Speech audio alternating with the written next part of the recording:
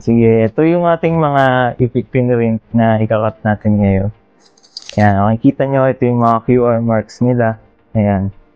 Ito, at saka ito.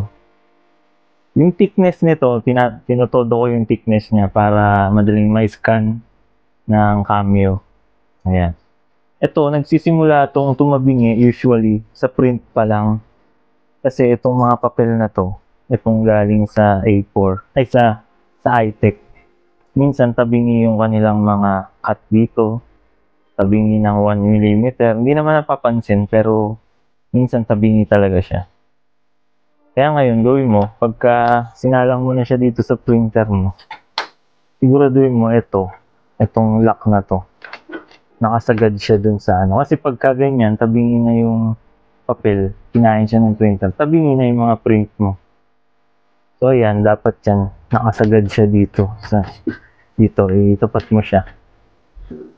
Yan, dapat yan, sagad siya dyan. Huwag siyang ganyan. Dapat yan, sagad siyang ganyan. Ayan.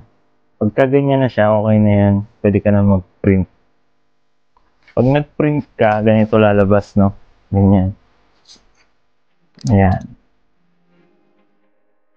Ganyan. Print niya. Ngayon, ilalapat mo siya dito sa iyong matting. So, ang gamit kong matting ay hindi na yung original na Cameo. Kasi yung original na Cameo, malambot yun eh. Hindi siya maganda gamitin. Mas maganda tong brand na Old Fox. Ay, maganda yan. Matigas yan, pero sa una, mainibago ka kasi ang tigas niya eh. Pero maganda yan. Maganda siya gamitin. Wala na itong adhesive. Burado na kasi luma na siya. So yan, after mo malaminate, ganyan na itsura niya, di ba? Yan. So lalapat mo siya dito sa kanto na to. Yan. Doon sa may pinaka kanto. Yan. So yan, dikit mo lang siya. Pantay yan hanggang dito. Yan, pantay yan. Pantay yan hanggang dito yan. Yan. Diyan, pantay yan. Ngayon, pag napansin mong medyo tumabingi, gaya niyan, tumabingi siya. Diba, dito meron pa siyang itim eh. Itim, pagdating dito nawawala na. Ibig sabihin, tabingi itong papel. Okay lang yan kasi ang importante, yung pagkaka-print nito at saka ito, pantay. So, simplified mo lang, huwag mo masyadong stressin yung sarili mo sa kanya kasi mas simple, mas madali siyang makabasa ng QR code. So, yan. So, ito, didikit mo to ng tape dito. Dito kasi lumulobo eh, oh. Tingnan mo. Once na lumobo na siya ng ganyan, in-scan siya ng Cameo. In-scan siya ni Cameo. Automatic, mali na agad yun yung mga na yun. Yung mga readings na yun. Tsaka cut. So, lagyan mo siya ng tape dito para ma-secure siyang nakababa. Lagyan mo siyang tape dyan. Yan. Yan. Hindi na siya lumulobo. Hindi na siya umaangat. Yan din dito. Dito. Sa baba. Yan.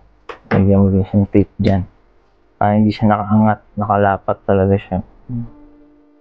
Tapos lagyan mo na rin dito para secured ka. Lagyan natin. Yan. Yan, okay na siya. Hindi nakalapat na. Kahit umusog ka ng konti, umusog ka ng pakaliwa, papasok sa loob dito, okay lang, wala namang problema. Basta pantay itong mga QR na to. Talaga, sila talaga yung pinaka mahalaga dyan. Salang na natin.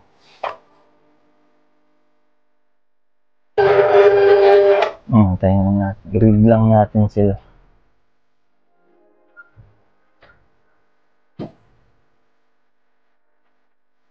Ayan, nasend na.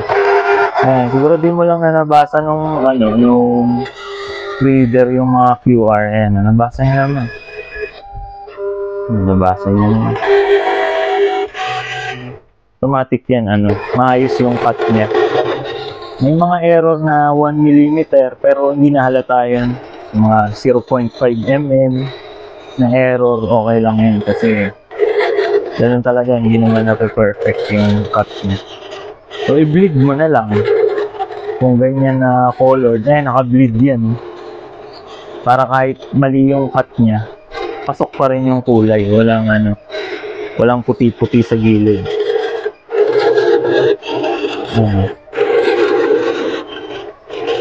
Tingnan natin kung sakto yung cut niya.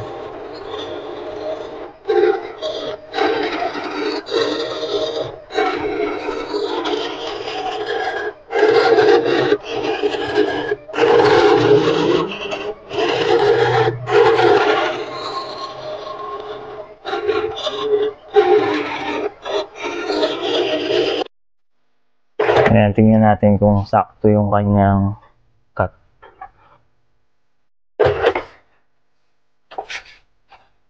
Makikita nyo naman, zoom mong konti.